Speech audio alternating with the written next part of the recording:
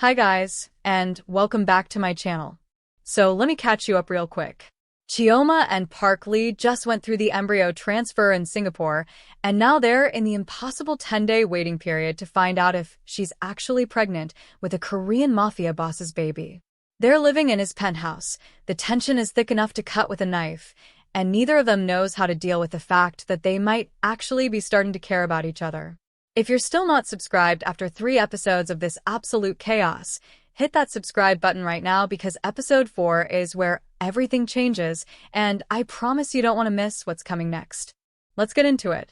The private jet hummed softly through the night sky as they flew back to Seoul, but the cabin atmosphere was anything but peaceful.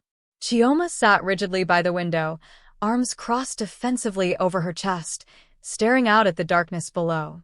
Park Lee occupied the seat across from her, a glass of expensive wine in his hand, his eyes sharp and calculating as he watched her with that infuriating intensity she'd come to recognize as his planning face.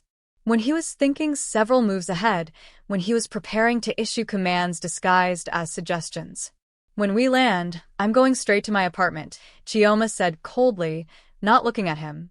"I need my own space, my own things. I need to breathe without you hovering over every decision I make." "No," he said simply, not even looking up from his wine glass. "You'll stay with me at the penthouse. It's already been decided." Her head snapped toward him, fury igniting in her chest. "I'm not your property, Park Lee. You don't get to just decide where I live. I refuse to suffocate under your ridiculous controlling rules." He leaned forward then, setting down his wine glass with deliberate precision, his voice dropping to that tone that was somehow both soft and absolutely unyielding, like steel wrapped in silk. "You're carrying my future inside you, Chioma. My child, my heir, my legacy. That makes you my responsibility whether you like it or not. And you don't get to choose recklessness when there's a life at stake. Responsibility doesn't mean total control over another human being." She shot back, her voice rising. "I'm not a child who needs constant supervision." He lifted one eyebrow, his expression shifting into something dangerous. "You're carrying something more valuable than diamonds, more precious than any business deal I've ever made, and you want me to let you live alone in that shoebox apartment with no security, no medical supervision, no one to help if something goes wrong? Do you understand how insane that sounds?" "I'm carrying a life, not a business investment," she said, her voice shaking with anger and something else she couldn't quite name. "And I need peace. I need space away from you, and your suffocating presence, and your constant judgment." They glared at each other across the cabin, a silent battle of wills crackling in the air between them like electricity before a storm. The jet engines hummed. The city lights of Seoul grew closer below them. Neither blinked. Neither backed down. Finally, after what felt like an eternity, Park Lee leaned back in his seat, his lips curling into the faintest, most infuriating smirk. "Fine," he said quietly. "Stay in your apartment, if you must. But don't be surprised when I show up constantly to check on you. Don't complain when you see me more in your space than you ever did at the hotel." She scoffed, turning back to the window, but her heart was pounding. She'd won the argument, technically. So, why did it feel like he'd somehow still gotten exactly what he wanted? As the jet touched down in Seoul and they went through the private terminal, Chioma returned to her modest apartment in Itaewon with a sense of relief, so profound it made her knees weak. Her own space. Her own bed. Her own rules. She thought she'd left Park Lee behind on that private runway, thought she'd finally reclaimed some measure of independence and control over her own life. She was spectacularly wrong. He came constantly, at unpredictable hours that kept her perpetually off balance. Sometimes he knocked, at least giving her the courtesy of warning. More often, he simply walked in using a key she didn't remember giving him but that he'd somehow acquired anyway, carrying bags of food, baskets of expensive fruit, mysterious tonics from traditional medicine shops, supplements recommended by doctors she'd never met. Sometimes he stayed long enough to criticize her eating habits and argue about her sleep schedule. Sometimes he stayed long enough to make her forget, just for a moment, exactly how much she was supposed to hate him. "Do you ever knock?" she demanded one afternoon, slamming her door in frustration as he entered carrying yet another bag of groceries. Do you understand the concept of privacy? Of boundaries? Of basic human courtesy? He dropped the bag on her small kitchen table with casual confidence, completely unruffled by her anger. I don't knock on my own investments. That would be inefficient. I'm not a stock portfolio, she said through gritted teeth. I'm a human being with rights and feelings, and a very strong desire to throw something heavy at your head. He smirked, leaning closer in that way that always made her pulse race, with what she insisted was pure anger. Then act like a human being who values her own health. Eat properly. Sleep adequately. Stop trying to collapse on me in inconvenient locations. The gifts kept coming. Fruit baskets filled with exotic selections she couldn't pronounce. Soups in expensive containers from restaurants she couldn't afford. Luxury skincare products she didn't need but found herself using anyway because they smelled amazing and made her skin feel incredible. Each delivery sparked an argument. Each argument somehow left her more confused about what they were to each other. Stop barging into my home like you own the place, she said furiously one morning, finding him in her kitchen putting away groceries before she'd even finished getting dressed. He shrugged, completely unbothered, placing organic vegetables in her nearly empty refrigerator. I practically do own it through the amount I'm paying in your stipend. And your fridge was empty except for instant noodles and questionable leftovers. That's unacceptable. She snatched the bag from his hands, but he'd already pulled out an apple. I can take care of myself. I've been doing it successfully for 24 years without your interference. Sure, he said, tossing the apple in his hand with that insufferable smirk. That's why you faint in hallways and forget to eat for 12 hours at a time. Your self-care is truly inspirational. She threw the apple at his head. He caught it with one hand without even looking, amusement flickering in his dark eyes. She wanted to scream. She wanted to hit him with something heavier. But sometimes, when he thought she wasn't looking, his eyes lingered on her face too long. And sometimes, when she thought he wasn't paying attention, her heart betrayed her with a stutter that had nothing to do with anger. 3 weeks after they returned from Singapore, it began. The symptoms she'd been simultaneously dreading and hoping for. The exhaustion that hit like a physical weight, dragging her down no matter how much she slept. The dizziness that came in waves, turning the world tilted and unreliable. The strange metallic taste in her mouth that no amount of water could wash away. And worst of all, the violent nausea that struck without warning and left her weak and trembling. One night, bent over her bathroom sink, her entire body rebelling against everything she'd eaten that day, she grabbed her phone with shaking fingers. She didn't think. She just dialed his number, and when he answered, her voice came out weak and frightened in a way she hated. I don't feel right, she managed between waves of nausea. Something's wrong. I think something might be really wrong. Stay there, he said immediately, and she heard movement on his end, the sound of car keys, a door slamming. Don't move. I'm coming. Minutes later, he was there. Not in one of his perfectly tailored suits this time, but in casual clothes that looked thrown on in a hurry, his hair slightly disheveled, his eyes sharp with something that looked alarmingly like genuine worry. No arrogance this time. No smirking superiority. Just focused intensity as he took in her pale face and shaking hands. He found her on the bathroom floor, and without a word, he knelt beside her. When the next wave of nausea hit, he held her hair back with surprising gentleness, his other hand pressed steady and warm against her spine. Easy, he said quietly, his voice softer than she'd ever heard it. Just breathe through it. Let it out. Don't fight it. After, when she was weak and trembling and thoroughly humiliated, he helped her to the couch. He brought water, insisted she take tiny sips. He ordered food from somewhere, bland things that wouldn't upset her stomach. He adjusted the blanket around her shoulders, tucked it carefully around her legs, his movements efficient but unexpectedly tender. You're being nice, she whispered, too exhausted to maintain her usual defenses. It's confusing and slightly terrifying. He settled into the chair across from her, his expression unreadable in the dim light. Don't tell anyone. It would absolutely ruin my carefully cultivated reputation as a heartless bastard. She almost laughed, but sleep was already pulling at her, dragging her down into darkness. The last thing she was aware of was his presence, solid and reassuring, like an anchor in a storm. That night, Park Lee didn't leave.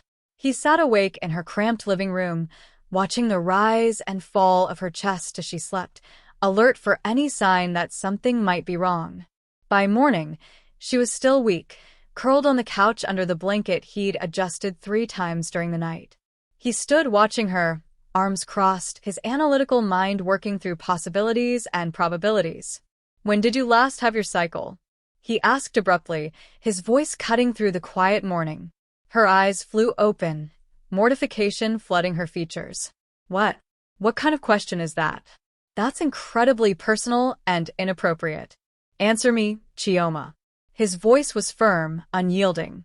If it's late, if you've missed it, that means something significant. Don't act like I don't understand basic biology. Her cheeks burned with embarrassment. No one had ever spoken to her that bluntly about her body before. It was humiliating. It was intimate in a way that made her deeply uncomfortable. I don't have to tell you about my menstrual cycle. That's private. He stepped closer, his gaze intense. You do have to tell me because if you've missed it, combined with these symptoms, it means the embryo transfer was successful. I've dated women before, Chioma. I understand how this works. You should have a monthly cycle. When you miss it, especially now, it matters enormously. She pulled the blanket tighter, avoiding his eyes as she did the mental calculation. It's late. By several days, actually.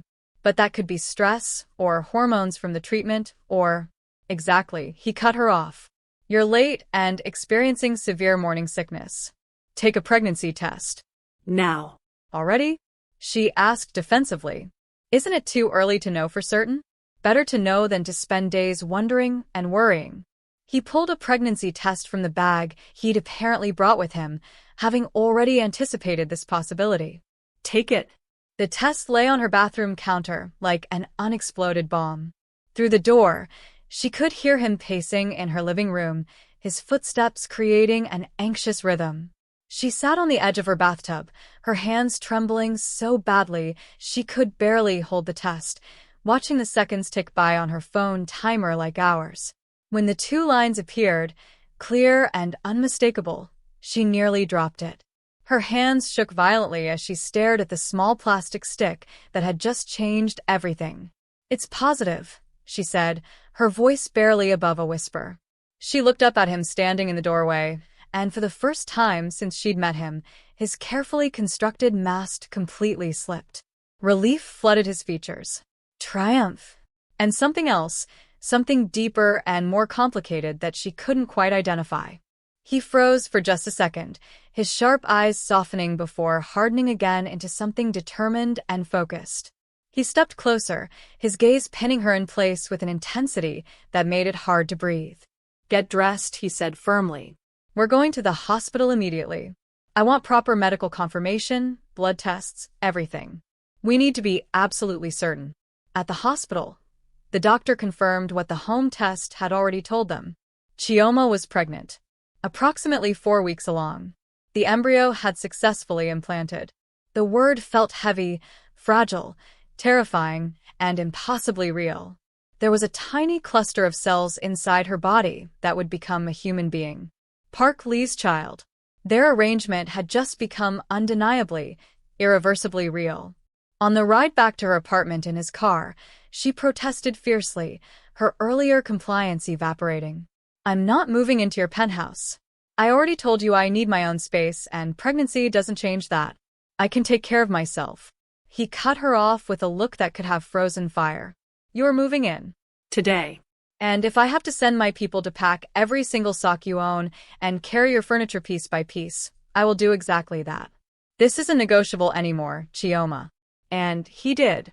By nightfall, Chioma stood in the middle of his gleaming penthouse, her belongings scattered around her, furious at being overruled but too exhausted to fight anymore. Her apartment had been packed with ruthless efficiency by a team of people who clearly answered only to Park Lee. She was trapped. Or protected. Sometimes it was hard to tell the difference.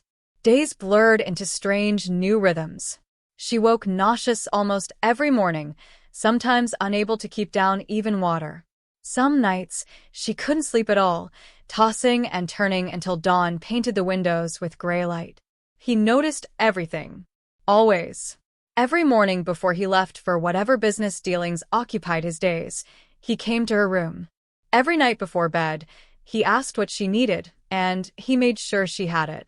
He assigned 2 maids to attend to her needs, but still he hovered, restless and vigilant. They still fought. Heated, passionate arguments about everything and nothing that ended with slammed doors and trembling hands and words they both sometimes regretted. But something in the air between them was shifting, changing into something neither could quite name or control. Somewhere in the fighting, they had begun to notice each other not as adversaries, but as something far more complicated and dangerous. One afternoon, the penthouse door opened to reveal an elegant woman in her late 50s, radiating warmth and maternal authority. Madame Park swept in with the confidence of someone who'd raised empires and children with equal success. She took one look at Chioma's pale, exhausted face and immediately gathered her into a gentle hug that made Chioma's throat tighten with unexpected emotion. "You must be so tired, dear," Madame Park said softly, her voice kind in a way that made Chioma want to cry. "Pregnancy takes such tremendous strength, especially in the early weeks. My son is taking proper care of you, I hope?" Chioma blinked, completely shocked by the genuine kindness. Park Lee, meanwhile, shifted uncomfortably in the corner like a teenager caught doing something embarrassing. Later, at dinner, Madame Park fixed her son with a stern gaze that probably still made him feel 12 years old. "She's carrying your child," she said firmly, addressing him while Chioma sat frozen in surprise. "Stop being an emotional wall. She needs warmth, not ice. She deserves far better than your coldness and controlling behavior. Treat her like the woman who is giving you a child, not like a business contract you need to manage." Chioma's eyes widened. Park Lee's jaw tightened, but his mother wasn't finished. She turned to Chioma with a smile that held decades of wisdom. "And you, my dear, don't give up on him too quickly. My son is incredibly stubborn, but his walls are much thinner than he pretends. He feels far more than he shows." Park Lee scowled into his wine glass, but his mother's words burrowed deep, taking root in places he'd thought were sealed off completely. That night, he found himself staring too long at Chioma across the dinner table, noticing things he'd been trying not to see. The way candlelight caught in her eyes, the graceful movement of her hands, the strength it took to deal with him day after day, without breaking. The next morning, sunlight spilled into the penthouse kitchen, but instead of the usual breakfast aromas, the air smelled like ginger tea and anxiety. Park Lee walked in to find Chioma sitting cross-legged on his marble counter, her braids messy and uncombed, clutching a jar of pickles in one hand and strawberry jam in the other. As he watched in mounting horror, she dipped a pickle into the jam and bit down with an expression of pure relief. "That's a crime against food," he said, staring. "That's genuinely disturbing to witness." "Don't judge me," she said around a mouthful, glaring at him. "This is literally the only thing that doesn't make me want to vomit. My body has completely betrayed me, and pickles with jam are apparently the only solution." He pinched the bridge of his nose, sighing deeply. But within minutes, he was at the refrigerator, pulling out fruit, crackers, cheese, even ice cream, setting options in front of her like a resigned waiter catering to an impossible customer. "Fine," he said flatly. "Eat whatever circus combination your stomach demands. Just please don't faint on me again." Later that day, she did throw up, violently and miserably. Kneeling on the cold bathroom floor, tears pricking her eyes from the physical strain, she muttered bitterly, "I hate this. I hate feeling so weak and out of control. I didn't ask for any of this." Her voice cracked, and before she could stop them, hot tears were rolling down her cheeks. She didn't even know why she was crying. Hormones, probably. Exhaustion, definitely. The overwhelming reality of what was happening to her body. To her shock, Park Lee crouched down beside her, one hand steady on her shoulder. Then hate me instead, he said quietly, softer than she'd ever heard him speak. Shout at me. Blame me for everything. Just don't try to carry it all alone. She buried her face in her hands, still crying, unable to stop the tears, or the shaking, or the fear. He hesitated for just a moment, then pulled her against his chest, letting her sob into his expensive shirt. His palm moved slowly across her back, the gesture awkward but steady, anchoring her like he was afraid she might drift away if he let go. Cry as much as you need to, he murmured into her hair. But after, you're going to eat something substantial. Deal? She pulled back to glare at him through watery eyes, her face blotchy, and her nose running. You're still bossy, even when you're being nice. He smirked faintly, reaching up to brush her cheek with his thumb in a gesture that seemed almost unconscious. And you're still impossible, but you're my responsibility. That hasn't changed. For a moment, the vast penthouse didn't feel cold or impersonal. It felt almost like home. Or, at least like the possibility of home, which was somehow even more terrifying. One evening, steam curled from the bathroom as Chioma stepped out after a long shower, her towel wrapped securely around her body. She didn't expect anyone, wasn't prepared for company, so when the bedroom door opened and Park Lee walked in, she froze completely. He stopped at the doorframe, and his gaze swept over her slowly, deliberately, taking in the water droplets on her shoulders, the way the towel clung to her curves, the vulnerable shock on her face. He leaned against the frame with a dangerous smile. I like what I see, he said, his voice dropping low and husky in a way that made heat pool in her stomach. Her breath caught. Her pulse hammered. Her first instinct was to grab the towel tighter, to cover herself more completely, but she didn't move. Couldn't move. His eyes held her frozen in place. You're actually quite stunning, he continued, that smirk curving into something dangerous and promising. Even with that sharp tongue and stubborn attitude, you're incredibly attractive. Startled, she clutched the towel tighter, but her lips betrayed her. A small, nervous smile tugged at the corners of her mouth, and she couldn't quite hide it. The air between them crackled with possibility, with something that had been building for weeks and was finally, dangerously close to igniting. So there we are. Chioma is pregnant with Park Lee's baby, living in his penthouse, and they just had their most charged moment yet. The walls between them are crumbling, and neither of them knows what to do about it. If you think this is complicated now, just wait until next episode when things get even more intense. Make sure you're subscribed and have notifications on because you absolutely cannot miss what happens next. Drop a comment telling me whether you think they're falling for each other or if this is still just convenience and hormones. I'll see you in episode 5 where everything gets even more complicated. To be continued.